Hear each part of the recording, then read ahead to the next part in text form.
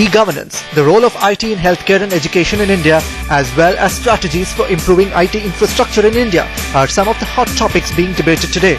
And they were also the very topics under discussion during the recently concluded e-UttarPradesh 2013 Land of Unlimited Potential. The two-day conference and exhibition held in Lucknow showcased Uttar Pradesh as the new destination for IT investments in India.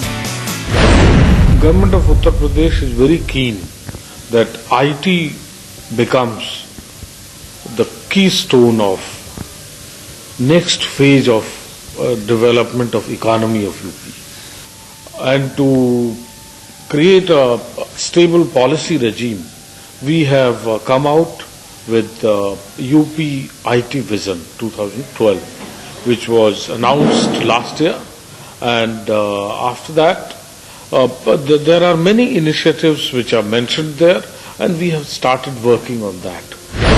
We explained that Elets has a mandate to create awareness about e-governance all across India. So we are going across states and collaborating with the state governments. We are bringing in the stakeholders from the government and the private sector together and encouraging them to collaborate, because at the end of the day IT is all about collaboration. The event saw industry leaders from the corporate world as well as stakeholders and representatives from various state governments share the dais and exchange ideas and their vision for the industry. The NCR region, Noida and Greater Noida, while that should continue to grow, we must make it attractive for IT companies to move inwards, to come to other cities within UP. And it is towards that end that the IT City Lucknow project has been conceived. It is the heartland of UP, it is the capital of UP, and we are very keen that the IT industry finds Lucknow an attractive destination and comes and grows with Lucknow. Every state has an IT vision, and the IT vision has a lot to do with technology. The UP IT vision is how do you use technology as a vehicle for development, for inclusive growth. It's one of the few states that actually sees technology as an enabling tool, and that's it. And I think that's the beauty, that's the power of the vision, because technology is exactly that. It is an enabling tool. Everything depends on how you use technology. And I love the fact that the vision is to use technology to drive inclusive growth, which is so needed in India today. In my mind, inclusive growth happens when every man and woman in this country has the ability to access knowledge, whether it is education, job skills, healthcare, services, and knows how to use it so that they can improve their ability to earn. Now, we've all spoken about the digital divide forever, and we've tried many things in the past to bridge the digital divide. I think what this state has done, and on the scale that this state has done, it is an unprecedented step. As they say, the best way to teach a child to swim is to throw him or her in the water. And that's exactly the way I think the state has chosen to give technology in the hands of people who've never experienced technology. That's a very, very bold move, I would say.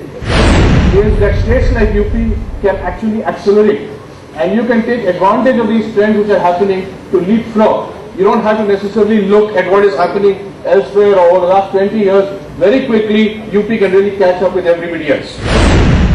I think that with 20 crore population, UP has got the right level of intelligence and right level of resources to punch the right weight in the overall market in India as well as outside. e-UttarPradesh 2013 also saw the launch of the Uttar Pradesh edition of the prestigious eGov magazine. Look at the Aam Aadmi. He is affected on a daily basis for small things. Payment of electricity bills, payment of water bills, payment of property tax, XYZ. These are small, very, very small things. And petty bribes petty inefficiencies in the system across India. It's not a secret. So one angle to like address all this to a point, Lokpals and CAGs and another authority. Another way is to implement IT. That you smoothen the process, remove any people interaction completely. Like if you go to Singapore or you go to Hong Kong, Dubai, government is at the stage of that 98%, 99% of any citizen to government interaction is online. You don't have to visit any office at all. Any office for anything, even for your passport. Right? So when the person is not at all dealing with any human, your efficiencies increase and all these issues of corruption and all at the smaller level, at the interaction with the citizen level decrease. Right? So with that mindset, we started this magazine eGov around a decade back. Okay, that we, instead of asking for Lokpals and this, what we will do is we will create awareness. Please implement e-governance. It's good for everyone.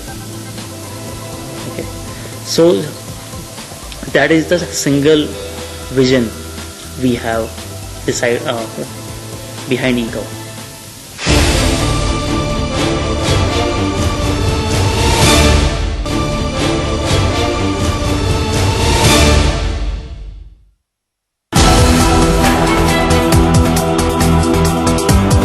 eUttar Pradesh 2013 witnessed an exchange of ideas between the key stakeholders in the information technology sector. The panel discussion on innovations in ICT was one such session that underlined the measures undertaken to implement e-governance initiatives in India and the progress that Uttar Pradesh is making in the field of information technology.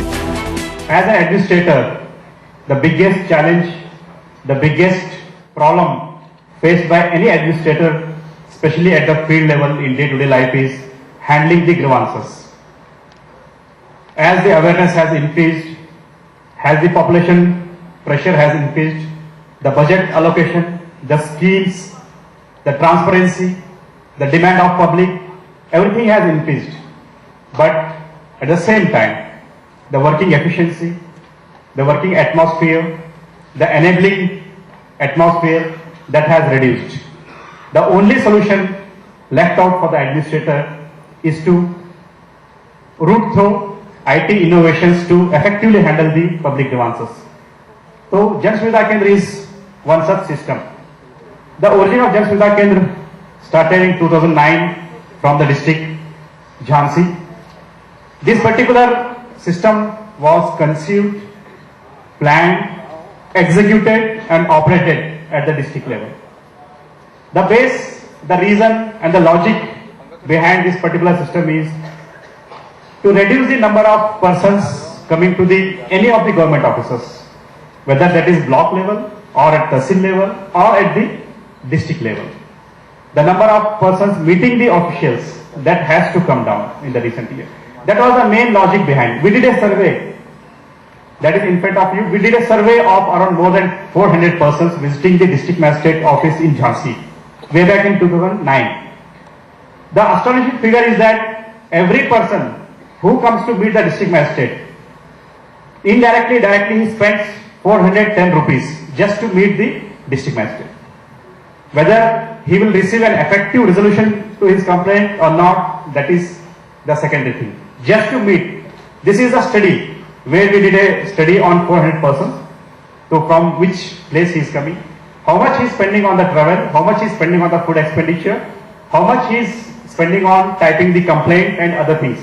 If he is a government official or he is a government staff or he is a manual labor, so his labor will be added. So roughly it comes to 410 rupees is the expenditure which he bought. Then we thought why on an ordinary person has to spend this kind of money just to meet the district magistrate. This is the responsibility of the district administration or the state administration to resolve his particular complaints wherever he is there. Those of us who are working with government or working in government, I think we all agree that there is no doubt of good programs or very solid, sensible vision documents. But the challenge is always to get those programs across to the last man, the last mile connectivity, and how to reach those facilities and services across to the primarily rural, backward populations of our state. So I'm just briefly introducing to, and we had mentioned the National E-Governance Plan for that reason. I'll quickly mention two pocket initiatives of ours in the district of Gonda, two ICT applications that we are running there. One is called Techname Kisan, a Krishak Information System and Network, and the other is Easy Gas, an online LPG monitoring system. Now Kisan is a broad spectrum software. We are trying to make it one package which will deliver to farmers almost all the major services that are offered by the Agriculture Department. And gas one of course needs no explanation. It is an online LPG booking system. I shall go into details later.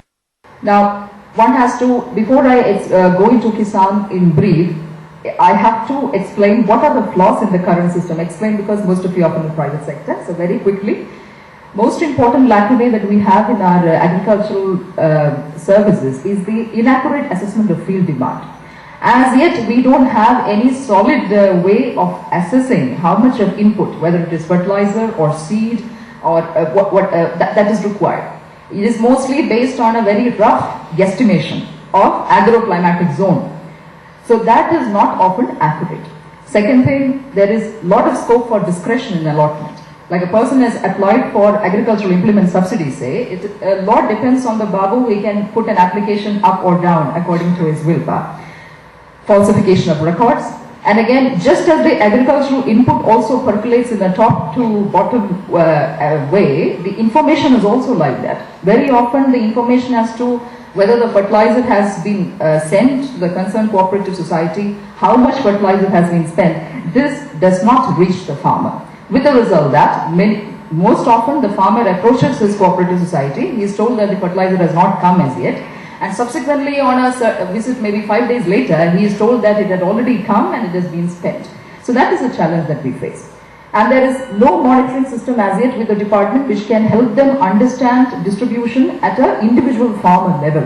Whether the farmer, who is our consumer, has received the input or not, there is no mechanism with the state or with the district to assess this.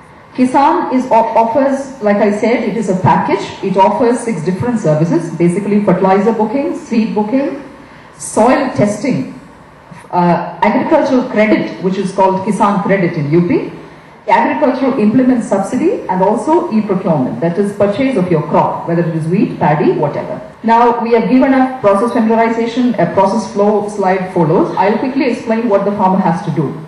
If I am a farmer, I have to approach my nearest Logwani center, common service center, and register myself on the Kisan network. The registration is done free of cost, and in the registration, the farmer is actually mapped, as in what is my net sown area, what is the cropping pattern, what is the mode of irrigation that I use, and what are the agricultural implements that I own, well, my saving account details, my Kisan credit details, and my mobile number. All these are taken, and the Kisan is allotted a unique Kisan code. Once the code is generated, he is given an acknowledgement slip, and now he is officially on the Kisan network. Subsequently, when he wants to avail of any of these 6 services, he just has to approach the Logwani and book. But each of those services are user fee driven. For each service, he will have to pay a user fee. Now, for dearth of time, I will not go into each of the services. I will explain this one or two quickly. Suppose it is fertilizer. I go to the Logwani, I book for fertilizer in say Rabi or Kharif, whatever season. I ask for urea, and the Logwani will enter that. Sitting in the agriculture department, the district agriculture officer's job is to just check online what is the demand that has come from the different societies, and the farmer can also choose whether he wants to take his fertilizer from a cooperative society or from a private retailer. This option is given to the farmer. Now the department will view the aggregate demand.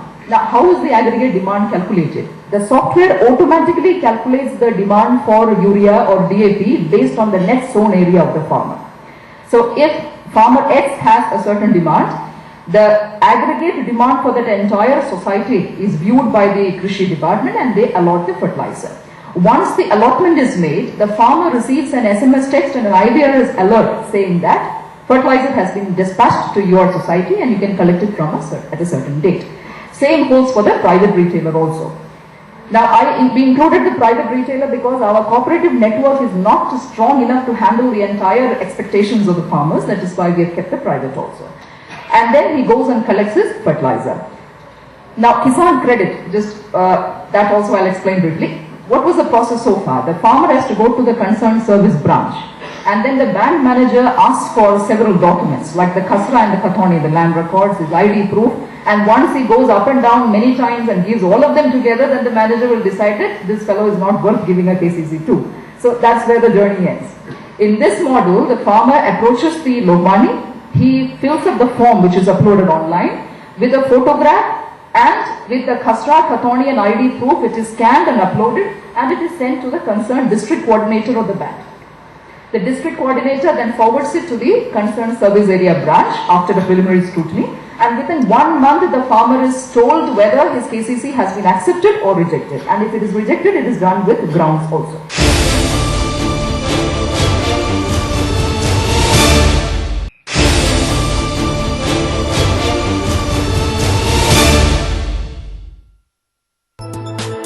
At the recently concluded e-UttarPradesh 2013, the session on innovations in ICT saw presentations and discussions stressing on the need for more e-governance initiatives in India and also underscored the major progresses made by the state of Uttar Pradesh in the field of information technology. With the proliferation of technology and ICT initiatives in governance, governments were unable to reach out to citizens and extend services that elevate large sections of the society. Today we all know the tremendous impact technology and various ICT initiatives have created. It has enabled governments to better and more effectively serve their citizens. It has enabled transformation of public service delivery from traditional to more engaged, improved systems, and we have seen some of the examples just now. It has increased the levels of efficiency and reach in public service delivery. We are now at a stage of disruptive forces coming into play, and that's what will drive us to future of e-governance. Some of the sectors where IT technology has created huge impact are education, healthcare, banking and public service delivery. We at TechMinds are privileged to have participated in such initiatives like Inspire program of Department of Science and Technology, Grants and Aids Scheme Automation at DSIR, HRMS implemented across 37 labs of CSIR where 17,000 employees are using the online HRMS portal. It was a delight to see the impact and change the ICT interventions have brought into e-governance throughout the sessions yesterday and of course the sessions today. Governments are already embracing technologies such as mobile, big data and analytics, social media and social networks, and cloud. We are achieving increased mobile penetration with smartphones, tablets, and of course various mobile applications. Big data and analytics is providing better tools to obtain actionable insights for smarter decisions. In sessions yesterday we had heard that for decision making, actionable insight is critical. Greater connectivity through social network and social media for better reach to citizens and more social data to gather information. More sustainable, cost-effective and efficient computing technology through cloud. Each one of this is enabling deep-rooted impact and are game changers in many areas. But all these technologies are being applied in isolation or individually. All these individual technologies, when brought onto a converged platform, will create a nexus that that will be truly disruptive and will take e-governance to the next level of futuristic public service models. So I picked out the 4 key initiatives where most of the planned budgets are being implemented, be it on the anti-terrorist, which is rapid response, disaster management, security surveillance, CSCs or NEGP programs. All of them have one common factor, which is requirement of bandwidth, hence requirement of last mile. All of these need IP networks. All of these IP networks effectively need point-to-point, point-to-multipoint, various modes of communication. What are the challenges that we see? High capacity requirements are there. Low capacity requirements are there. High density areas are there, and then long distances. So when we look at urban and when we look at rural, the challenges are different and the requirements are the same, meaning the same product should be able to deliver capacity high or low in a multi-user environment or an aggregation environment. Such conferences are very, very important. It is through these conferences and through occasions like this that various stakeholders in the entire process come together and get an opportunity to discuss and find out what kind of new techniques are emerging, what kind of new initiatives are being taken by various other agencies. It is through this kind of an interaction that we achieve our objective of making the state government and various agencies of the state IT friendly and using more IT to deliver better services. These conferences are very, very important. There has already been a phase of IT hub creation, if you will, in the southern states have taken a leap, some other states have taken a leap. So I guess, UP will have to have a different strategy in terms of how they pull the IT company. But I think what these conferences do is they provide you a platform to get together, the entire industry, the government.